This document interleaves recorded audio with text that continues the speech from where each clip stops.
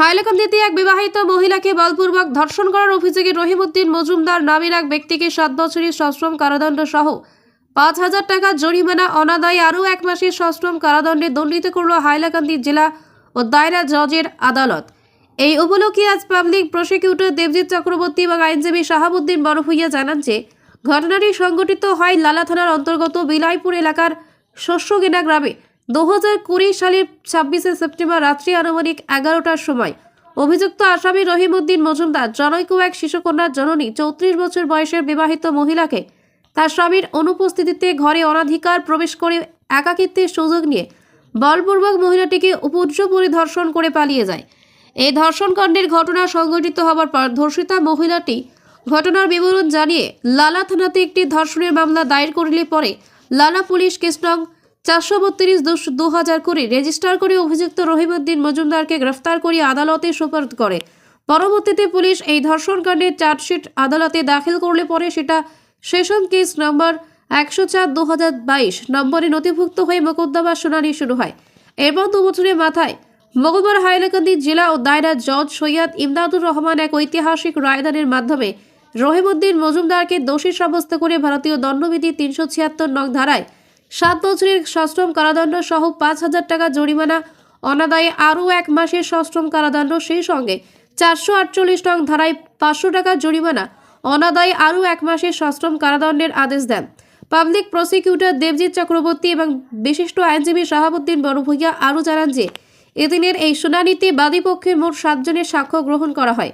এদিনের এই ঐতিহাসিক রায়দানের পূর্বে শুনানিতে বাদীপক্ষের অ্যাডভোকেট ছিলেন পাবলিক প্রসিকিউটর দেবজিৎ চক্রবর্তী এবং বিবাদী পক্ষের অ্যাডভোকেট ছিলেন আইনজীবী খলিল উদ্দিন লস্কর। হাইলাকান্দি থেকে সিপ্রিয়ান ডায়াসের রিপোর্ট।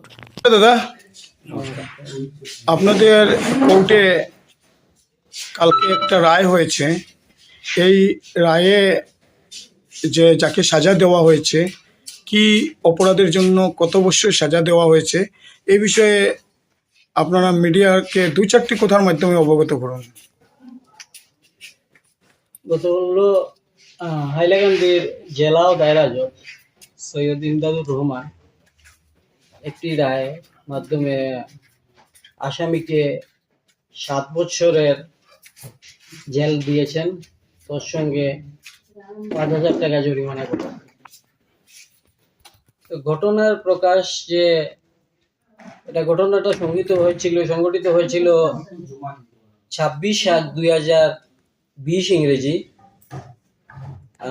জায়গাটার নাম ছিল শস্যগেনা, লালা থানার অন্তর্গত।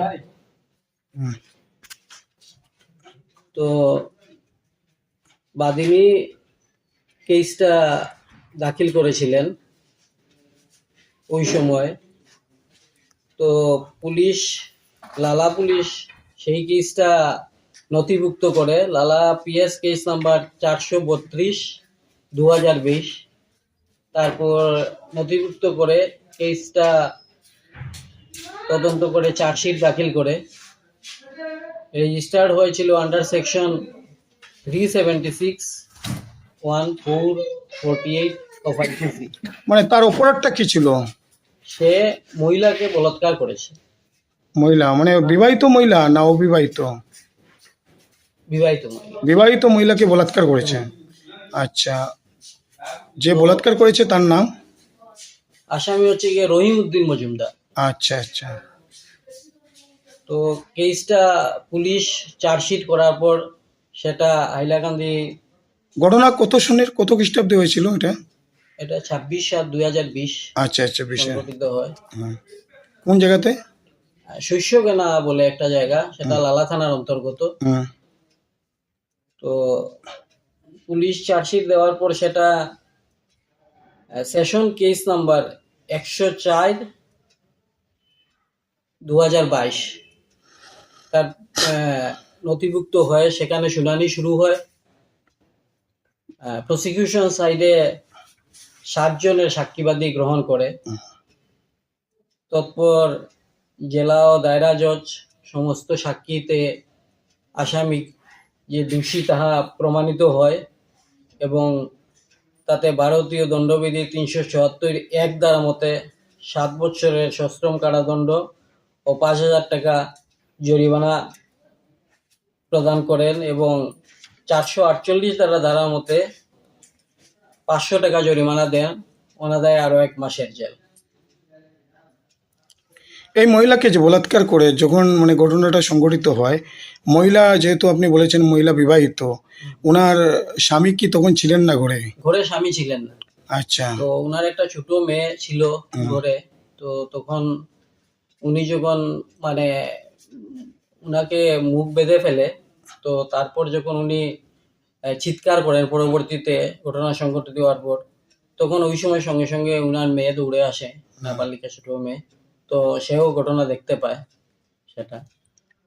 এটা মানে যেদিন ঘটনা ঘটে এটা রাত্রে বা দিনে কয়টার সময় রাত্রি ঘটে? 11টার সময়। রাত্রে গভীর রাতে 11টায়। রাত্রি 11টার সময়। পাড়া প্রতিবেশী কেউ তখন ছিলেন না? না, পাড়াপড়শি রাত্রি 11টা তো সবাই ঘরে থাকবে, ঘুমিয়ে থাকে। ঘুমিয়ে থাকবে। আর জেনারেলি কথা হচ্ছে গিয়ে এইসব মানে তো সুযোগের সন্ধানই থাকে। আচ্ছা আচ্ছা। সেটাতে জেনারেলি তো এগুলো যে রেপের ঘটনা সেগুলো তো আর লোকালয়ে করা হয় না, বা সেই সুযোগেই করা হয়, ঘরের ভিতরে সংগঠিত করেছে সুযোগ বুঝে। একাকিত্বের সুযোগ নিয়ে। হ্যাঁ, একাকিত্বের সুযোগ। আচ্ছা আচ্ছা।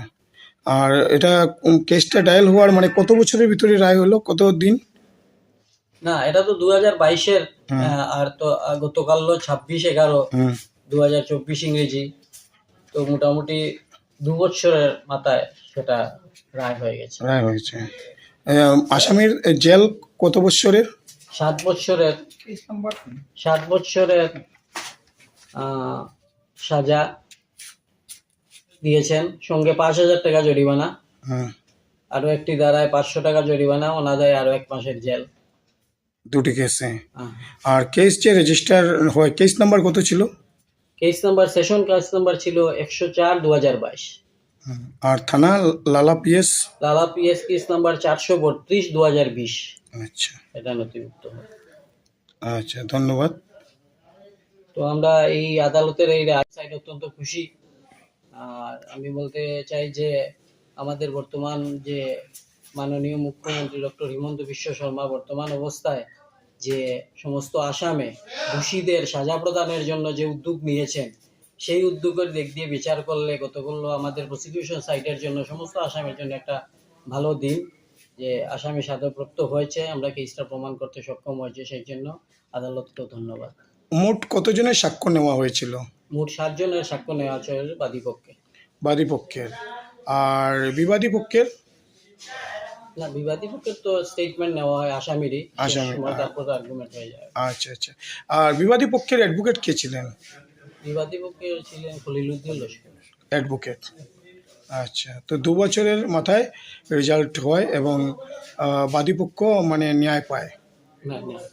আচ্ছা, তো আপনারা এই রায়ে সন্তুষ্ট আছেন? সন্তুষ্ট।